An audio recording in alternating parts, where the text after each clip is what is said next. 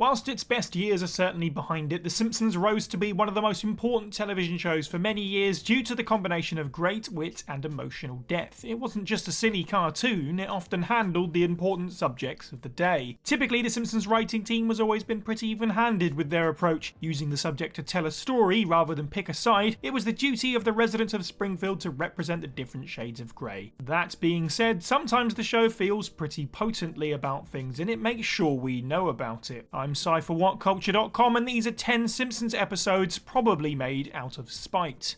Number 10. Brother's Little Helper.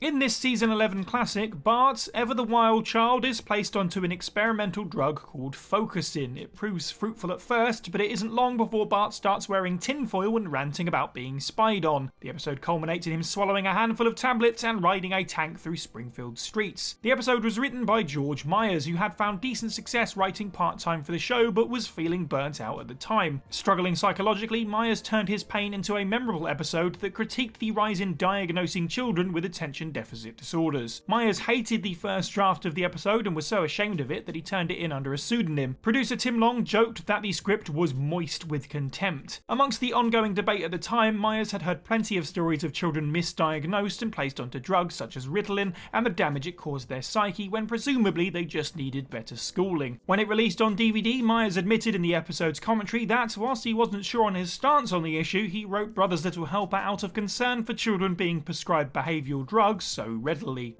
Number 9. There's Something About Marrying. By 2005, The Simpsons was no stranger to talking about homosexuality, back in a time when it wasn't quite as normal as it is today. This episode certainly continued the show's trend of showing LGBT people in largely more positive lights. Around this time, the subject of same-sex marriage was a hot-button subject in America and the centre of a lot of debate as some states, such as Massachusetts, began to legalise the process. And so, as with many great talking points of the day, The Simpsons used Springfield to explore the issue. There's Something About Marrying sees Springfield legalising same-sex marriage to cynically increase its tourism income, and in the lead up to the show, the network announced that a key character would come out as gay. Whilst not necessarily anyone's favourite, Patty was a long-standing part of the show's cast and a member of the Simpsons family. Her acceptance by others was a large part of the episode's story. Producer Al Jean said of There's Something About Marrying that we don't take a position as much as explore everybody's perspective. Whilst the episode tended to be apolitical, it was definitely giving the message that those that demonised homosexuality were of an outdated sort.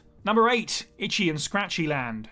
During seasons 5 and 6 of The Simpsons, the show was led under showrunner David Merkin, who immediately began to receive pushback from Fox. Specifically, the feedback was about the show within the show, Itchy and Scratchy. Fox were concerned with the animated ultra-violence and asked David Merkin to basically cut the two characters completely. In reaction, The Simpsons writers went the other way entirely and crafted a season 6 episode that takes the Simpsons family to Itchy and Scratchy Land. The story allowed them to write as much animated brutality as they liked. Fox said that if such an episode were produced, and they would remove the itchy and scratchy parts themselves, although it's fair to say that wouldn't leave much of an episode. All the same, Merkin told his superiors that if that were the case, then he would tell the media what they had done. Fox relented, and the episode aired in 1997. Additionally, the episode serves as a parody of Disneyland by combining the seemingly perfect majesty of the Mouse's Wonderland with the various dangers of both Michael Crichton's Jurassic Park and Westworld books. In hindsight, there's some delicious irony to be had in that The Simpsons is now owned by Disney and continues to be censored to appease the worldwide Disney Plus audience. Number 7. The Full Monty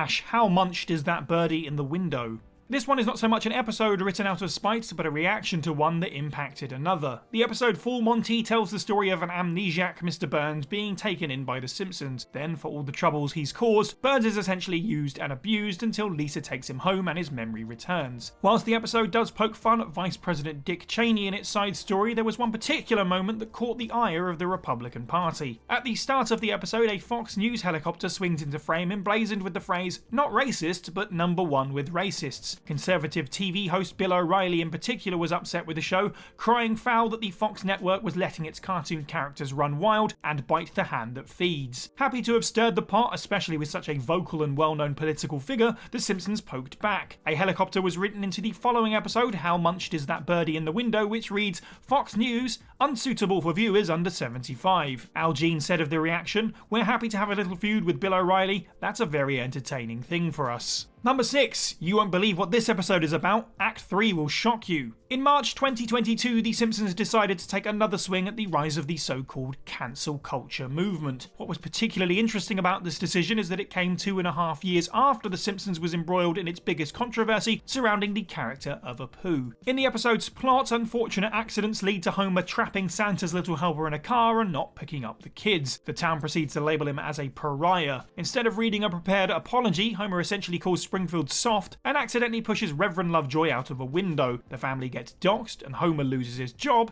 but he is eventually invited to the Institute, where those who have had their reputations ruined on the internet can find repentance. Clearly a critique on the public perception of The Simpsons during the era, the episode takes shot at clickbait and society's tendency to believe a headline rather than read a story's context. It also toys with a current-day controversial figure by featuring Theo, a podcaster with a pretty clear inspiration in Joe Rogan, who wants to delete news of his misdeeds from the internet. Whilst the episode was decently well received, it was kind of a case of The Simpsons already did it with the episode Homer Badman. Number 5. Homer Badman. After spending their day at a candy convention, Homer loses track of his stolen and incredibly rare gummy based on the Venus de Milo statue. When he drops the kid's babysitter back home, he finds the gummy stuck to her behind and reaches out to take it. The babysitter misunderstands this act as sexual harassment, and Homer becomes publicly disgraced. Homer Badman at Large is a criticism of television's growing need to turn tragedy into entertainment, an issue which has only gotten bigger over time. In particular, the episode satirized Hard Copy, an over-the-top news show that ran from 1989 to 1999 in the US and was guilty of dramatizing its stories. Hard Copy had a habit of not only presuming their targets as guilty, but also cutting footage to support their arguments and even camping outside of their houses. The show's parody version, Rock Bottom, does all of the above and also contains a memorable made-for-TV retelling of events starring actress Dennis Franz as Homer. Homer Badman also parodies the O.J. Simpson's chase footage, Late Show with David Letterman, and television talk shows in general by giving the real-life bear Gentle Ben his own show. David Merkin would say in a DVD commentary that anyone could host a talk show because all they needed is a microphone and an audience. Number 4. Lisa vs Malibu Stacy. In the early 90s, Mattel released a new Barbie doll called the Teen Talk Barbie, which would read 270 different phrases. They were the kind of thing you'd expect if you've seen this episode that parodies the doll. Low-hanging fruit of feminine tropes about how great shopping is and, most controversially, how hard math class is. Due to public reaction, Mattel said that future revisions of this doll would not say this particular phrase. Always reacting to the real world, The Simpsons used their already existing doll, Malibu Stacy, in exactly the same way. Giving her a voice that only said the most vapid thing shatters Lisa's illusions that she had of the character. This prompts her to make a stand and make her own talking doll that empowers women. Largely mocking the toy industry and Mattel, Bill Oakley, one of the writers for the episode, even based Lisa's story on some of his own experiences. He went to several Barbie collecting conventions and met superfans due to his wife's own interest in the toy line. Despite Lisa's issues with the doll being founded in logic, the fact that the less intelligent Malibu Stacy outsells hers is a Simpsons-style cynical look on how having fun often wins over the importance of making a statement.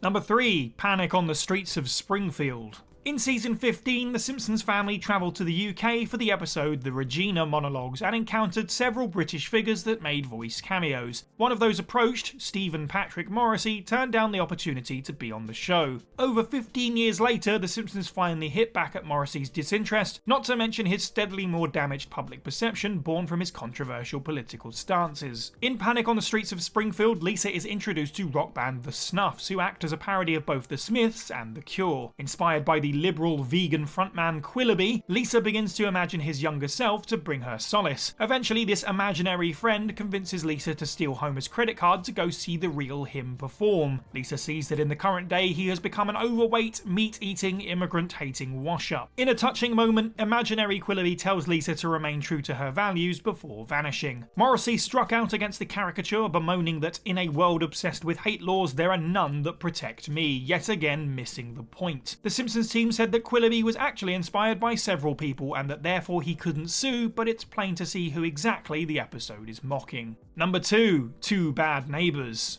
Whilst The Simpsons had its fair share of controversies in its earlier years, very few public figures had a feud with the show quite like George H.W. Bush did. During his presidency, he famously said that he wished more families were more like the Waltons and less like The Simpsons. The show fired back in its own way the next week, with Bart saying that, like the Waltons, we're also waiting for the end of the Depression. 2 years later, in which time Bill Clinton had replaced Bush in office, writer Bill Oakley's idea to bring the feud to TV was put into production. Whilst many jokes would poke fun at his politics, the concept was not one that was meant to attack Bush's agenda so much as satire his crotchetiness. With George and his wife Barbara moving to Springfield, Bush essentially took the role of Mr. Wilson to Bart's Dennis the Menace. Bart and Homer act exactly how Bush and his wife would expect them to, childishly pranking their uptight new neighbours. It was one of the first times that Simpsons got into the face of a politician to such a degree. Two Bad Neighbours was a great success, although George H.W. Bush never did make any statement about this parody of himself. Number 1. The Itchy and Scratchy and Poochie Show.